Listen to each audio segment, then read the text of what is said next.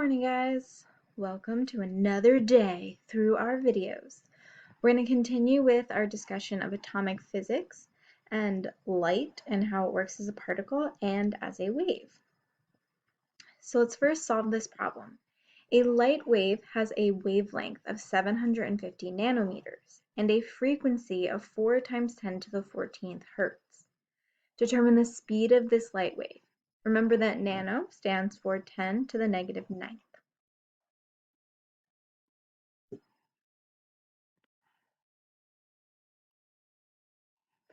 So hopefully you remember V equals F times lambda. V, the speed of the wave, which is dependent on the medium through which it travels, and the temperature. F is the frequency, so how many oscillations or repetitions or revolutions per second. And then wavelength, which is represented by the Greek letter lambda. And so we've got 750 nanometers.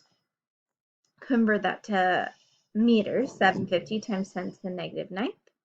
And then the frequency is 4 times 10 to the 14th. So we find that the speed of this light is 3 times 10 to the 8th meters per second, which makes sense because we know that the speed of all light is 3 times 10 to the 8th meters per second.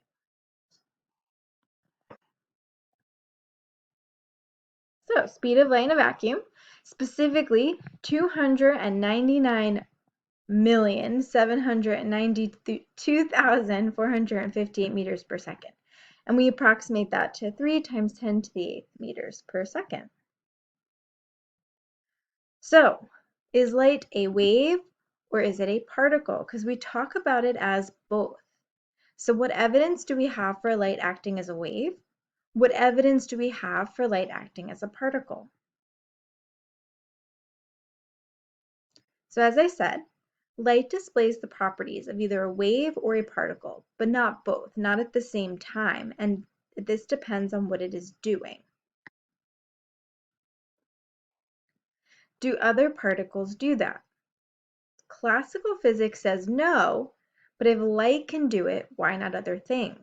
And they found that other things can.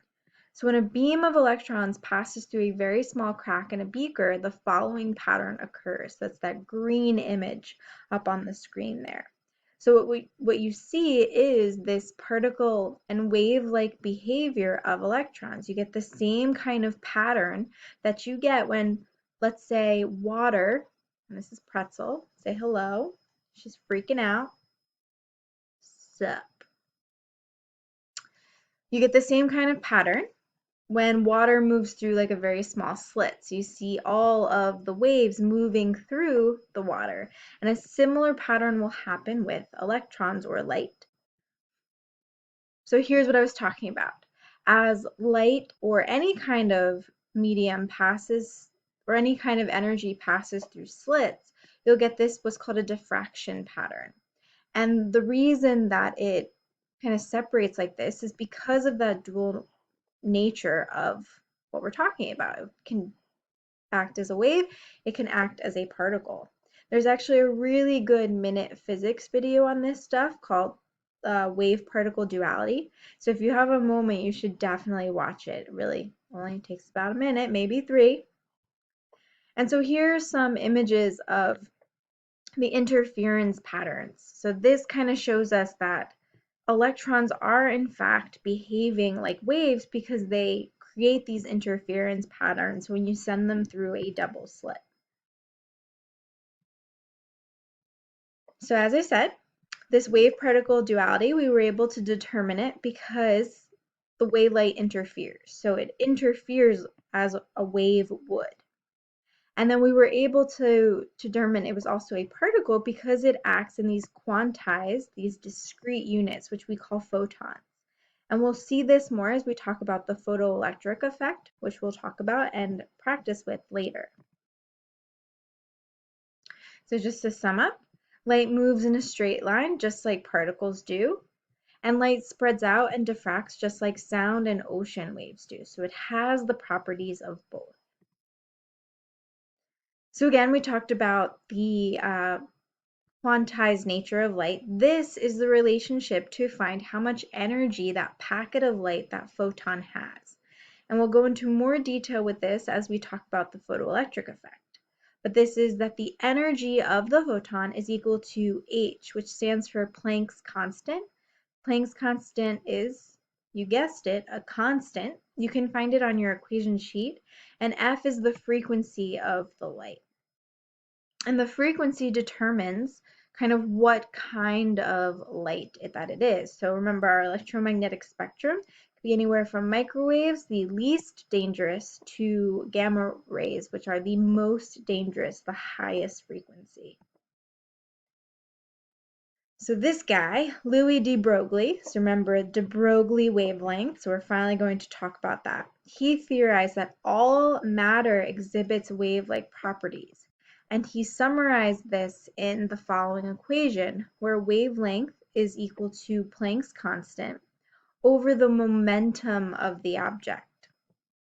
And what happens is that the momentum just has to be a certain size in order for particles to behave as waves.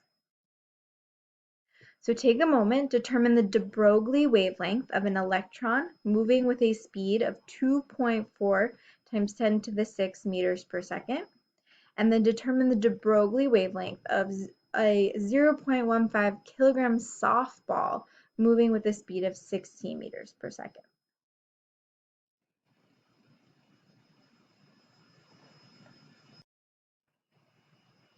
So the thing to notice here is the major difference between the wavelength of the electron and the wavelength of the softball.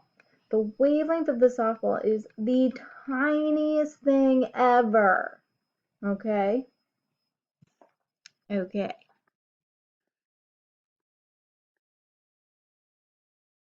So, large-scale objects have too much momentum for their wavelengths to interact with the objects in our world. So in order to interact with a doorway, a person would have to stand 1 picometer away from a doorway and take 14 billion years to walk through it. So what that means is that for our wavelengths to kind of register that we actually have this wave-like behavior, we'd have to move so super slow in order for it to mean anything. That's obviously not the case. So we don't experience our wave-like nature. So this brings us back to electrons. And part of all of this, part of what de Broglie did, was he saw that electrons do not orbit a nucleus like a planet orbits the sun.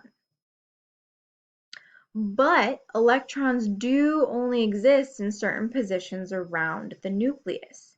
And electrons exist in a circular standing wave pattern. So here are some examples of that. So we've got a 2 wavelength standing wave, 3 wavelength standing wave, and a 4 wavelength standing wave. And just like we would in any other wave pattern, you measure one wavelength from 2 repeating points. So we see right here, we have 1 wavelength. So here we've got the 2, here we've got the 3, so kind of 1, 2, 3, and here we would have 4. 1, 2, 3, 4. And we know that standing waves are waves that move in such a way that it looks like they almost aren't moving. So you have the nodes, the positions where there's no displacement at all. You have the antinodes, and these are the positions of maximum displacement. So we have a diagram above. It shows an electron orbiting around a nucleus. It also shows a path that doesn't work for the electron. Which path works and which one doesn't, how many wavelengths are in the path that works, and then come up with a rule that relates the radius of the orbit to the wavelength of a workable path for an electron.